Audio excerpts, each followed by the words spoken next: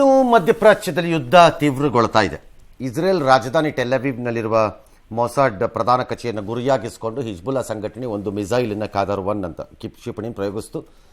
Israel ಹೇಳಿತು ನಾವು ಅದನ್ನು ಮಧ್ಯದಲ್ಲೇ ತಾಡದವಿ ಅತ್ಲ ಕಡೆಗೆ ಅಂತ.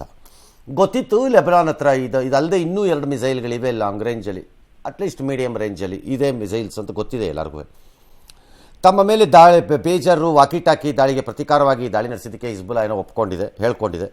ಇದು ಓಕೆಪ್ಪ, ನಾಳೆ ಮಿಸೈಲ್ಗಳನ್ನ ಏನಾದ್ರು ನೋಡ್ಕೊಂಡು ಹಾರಿಸಿ ಅವಕ್ಕೇನಾರು ಅವ್ರು ಮಾಡಿಗೆ ಇಟ್ಟಿದ್ರೆ ಅದು ಹಿಂಗೆ ಹಾರಿದ ತಕ್ಷಣ ರಿವರ್ಸ್ ನಿಮ್ಮ ಕಡೆಗೆ ಬಂದ್ಬಿಟ್ಟಾತ ಮೇಲೆ ಮತ್ತೊಂದು ಅಪಾಯ. ಅವ್ರು ನಂಬಕ್ಕೆ ಬರಲ್ಲ ಆಮೇಲೆ ಅವರುಗಳು.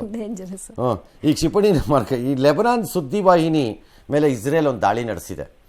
ಅದು ಏನಪ್ಪ ನ್ಯೂಸ್ ಓದ್ತಾ ಇದ್ರಂತೆ, ಆ್ಯಂಕರು ತೀವ್ರವಾಗಿ ಗಾಯಗೊಂಡಿದ್ದಾರೆ. ಅವ್ರ ಬಿಲ್ಡಿಂಗ್ ಮೇಲೆ ಆಗಿದೆ. ಓಹೋ ಸರಿ, ಭಯ ಆಗತ್ತಲ್ವಾ ನ್ಯೂಸ್ ಮಾಡೋಕ್ಕೆ. ನಮ್ಮಲ್ಲಿ ಆ ಪರಿಸ್ಥಿತಿ ಇಲ್ಲ. Touch it. ಇನ್ನು ಅಮೆರಿಕಾದಲ್ಲಿ ಬಂದೂಕು ಸಂಸ್ಕೃತಿಗೆ ಕೊನೆಯೇ ಇಲ್ಲವಾಗಿದೆ.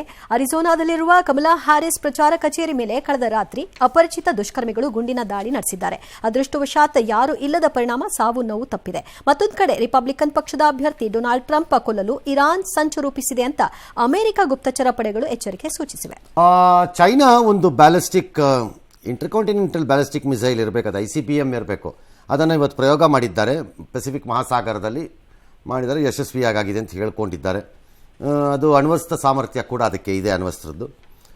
ಇದು ಕೆಲವು ದೇಶ ಅಂದರೆ ಅಮೆರಿಕ, ಜಪಾನ್, ತೈವಾನ್ಗೆಲ್ಲ ಸ್ವಲ್ಪ ಆತಂಕ, ಯಾಕೆ ಇದನ್ನು ಈಗ ಮಾಡ್ತಾ ಇದ್ದಾರೆ ಇವರು ಅಂತ ಅವ್ರು ಹೇಳಿದ್ದಾರೆ. ಯಾವ ದೇಶದ ವಿರುದ್ಧನೂ ಅಲ್ಲ ಇದು ಅಂತ ಅವ್ರು ಹೇಳ್ಕೊಂಡಿದ್ದಾರೆ.